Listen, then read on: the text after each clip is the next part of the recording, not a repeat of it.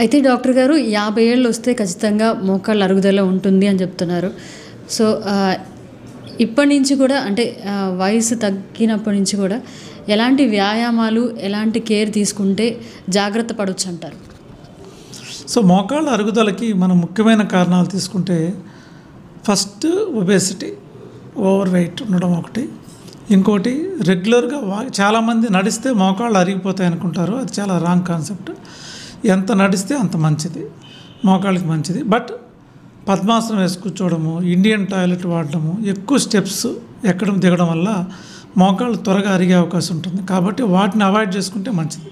Steps ఎక్కడము దిగడము, Indian toilet, పద్మాసనము, వజ్రాసనం ఇవి.